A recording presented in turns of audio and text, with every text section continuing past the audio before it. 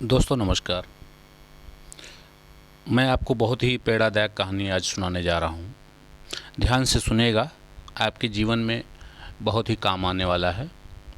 दूसरों को देखकर दुखी रहने वाले लोग, कहानी का शीर्षक है दूसरों को देखकर दुखी रहने वाले लोग।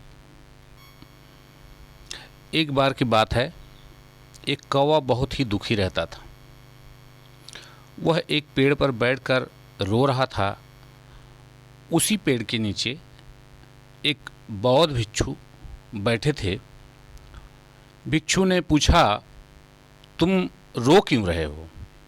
तो कौवे ने कहा, क्या बताऊं, मैं इतना काला हूं कि मुझे देखकर कोई पसंद ही नहीं करता। तो महात्मा ने बहुत समझाया, पर वह रोए जा रहा था। अंत में महात्मा ने कहा, आखिर तुम क्या बनना चाहते हो? तो कौवे ने कहा, मैं हंस बनना चाहता हूँ। तो महात्मा ने कहा, ठीक है, मैं तुम्हें हंस बना दूंगा, पर तुम एक बार हंस से मिल तो लो। कौवा वहाँ से उड़ा और हंस के पास चला गया और हंस से कहा कि तुम बहुत सुंदर हो। हंस ने बहुत दुखी मन से कहा, मेरा तो एक ही रंग है, मुझसे सुंदर तो तोता है जो बहुत ही रंग बिरंगा है। कौवे को बात समझ में आई और वहाँ से उड़ा और तोते के पास पहुँच गया। उसने तोते से कहा, तुम बहुत ही सुंदर हो।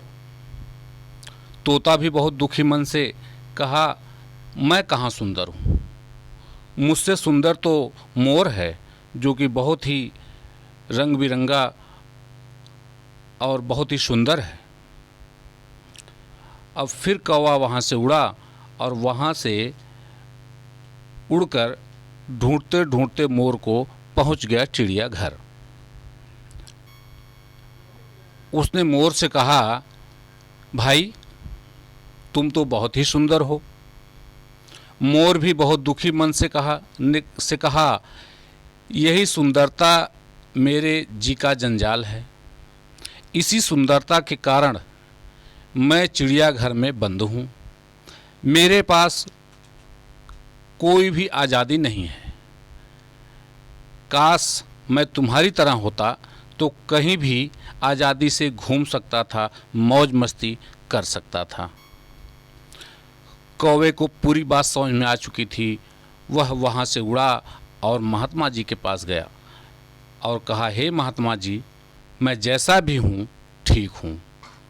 तो दोस्तों, इंसान भी इसी तरह दूसरों को देखकर अपने आप को छोटा समझता है और दुखी रहता है। तो कहानी का सारांश ये है कि जीवन जैसा भी है, खुश रहिए, खुशियाँ बांटिए और आगे बढ़िए। धन्यवाद। तो फ्रेंड, कहानी अच्छी लगी हो तो चैनल को सब्सक्राइब करें, लाइक करें, अच्छा लगे तो शेयर करें। धन्यवाद दोस्तों।